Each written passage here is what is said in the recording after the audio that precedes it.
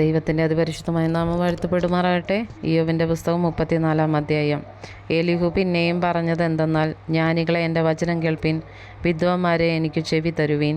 അണ്ണാക്ക് ആഹാരത്തെ രുചി നോക്കുന്നു, ചെവിയോ വചനങ്ങളെ ശോധന ചെയ്യുന്നു. ന്യായമായുള്ളത് നമുക്ക് തിരഞ്ഞെടുക്കാം, നന്മയായുള്ളത് നമുക്ക് തന്നെ ആലോചിച്ചറിയാം. ഞാൻ നീതിമാൻ, ദൈവം എൻ്റെ ന്യായം തള്ളിക്കളഞ്ഞു. എൻ്റെ ന്യായത്തിനെതിരെ ഞാൻ ഭോഷ്ക് പറയണം.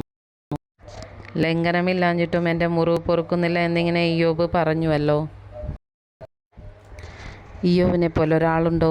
അവൻ പരിഹാസത്തെ വെള്ളം പോലെ കുടിക്കുന്നു. അവൻ ദുഷ്പ്രവൃത്തിക്കാരോട് കൂട്ടുകൂടുന്നു, ദുർജനങ്ങളോട് കൂടെ സഞ്ചരിക്കുന്നു.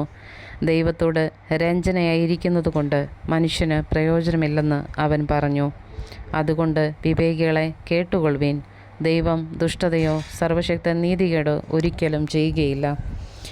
അവൻ മനുഷ്യന് അവൻ്റെ പ്രവൃത്തിക്ക് പകരം ചെയ്യും. ഓരോരുത്തന് അവനവൻ്റെ നടപ്പിന് തക്കവണ്ണം കൊടുക്കും. ദൈവം ദുഷ്ടത പ്രവർത്തിക്കുകയില്ല നിശ്ചയം. സർവശക്തൻ ന്യായം മറിച്ചു കളയുകയുമില്ല. ഭൂമിയെ അവങ്കൽ ഫരമേൽപ്പിച്ചതാർ? ഭൂമണ്ഡലമാകെ സ്ഥാപിച്ചതാർ? അവൻ തൻ്റെ കാര്യത്തിൽ മാത്രം ദൃഷ്ടി വെച്ചെങ്കിൽ, തൻ്റെ ആത്മാവിനെയും ശ്വാസത്തെയും മടക്കിയെടുത്തെങ്കിൽ, സകല ജഡവും ഒരുപോലെ കഴിഞ്ഞു പോകും. മനുഷ്യൻ പൊടിയിലേക്ക് മടങ്ങിച്ചേരും. നിനക്ക് വിവേകമുണ്ടെങ്കിൽ ഇത് കേട്ടുകൊള്ളുക, എൻ്റെ വചനങ്ങളെ ശ്രദ്ധിച്ചു കൊള്ളുക. ന്യായത്തെ പഴിക്കുന്നവൻ ഭരിക്കുമോ? നീതിമാനും ബലവാനുമായവനെ നീ കുറ്റം വിധിക്കുമോ? രാജാവിനോട് നീ വഷളനെന്നും പ്രഭുക്കന്മാരോട് നിങ്ങൾ ദുഷ്ടന്മാരെന്നും പറയുമോ? അവർ പ്രഭുക്കന്മാരുടെ പക്ഷമെടുക്കുന്നില്ല, ദരിദ്രനേക്കാൾ ധനവാനെ ആദരിക്കുന്നുമില്ല. അവരെല്ലാവരും തൃക്കൈയുടെ പ്രവൃത്തിയല്ലോ. പെട്ടെന്ന് അർദ്ധരാത്രി തന്നെ അവർ മരിക്കുന്നു. ജനം കുലുങ്ങി ഒഴിഞ്ഞു പോകുന്നു, കൈ തൊടാതെ ബലശാലികൾ നീങ്ങിപ്പോകുന്നു. അവൻ്റെ ദൃഷ്ടി മനുഷ്യൻ്റെ വഴികളിന്മേലിരിക്കുന്നു, അവൻ്റെ നടപ്പൊക്കെയും അവൻ കാണുന്നു. ദുഷ്പ്രവൃത്തിക്കാർക്ക് ഒളിച്ചുകൊള്ളേണ്ടതിന് അവിടെ ഇരുട്ടുമില്ല, അന്ധതമസുമില്ല. മനുഷ്യൻ ദൈവസനെ ന്യായവിസ്താരത്തിന് ചെല്ലേണ്ടതിന് അവനിൽ അധികം ദൃഷ്ടി വെപ്പാൻ ആവശ്യമില്ല. വിചാരണ ചെയ്യാതെ അവൻ ബലശാലികളെ തകർത്തു കളയുന്നു, അവർക്ക് പകരം വേറെ ആളുകളെ നിയമിക്കുന്നു. അങ്ങനെ അവൻ അവരുടെ പ്രവൃത്തികളെ അറിയുന്നു. രാത്രിയിൽ അവരെ മറിച്ചു കളഞ്ഞിട്ട് അവർ തകർന്നു പോകുന്നു. കാണികൾ കൂടുന്ന സ്ഥലത്ത് വെച്ച് അവൻ അവരെ ദുഷ്ടന്മാരെ പോലെ ശിക്ഷിക്കുന്നു.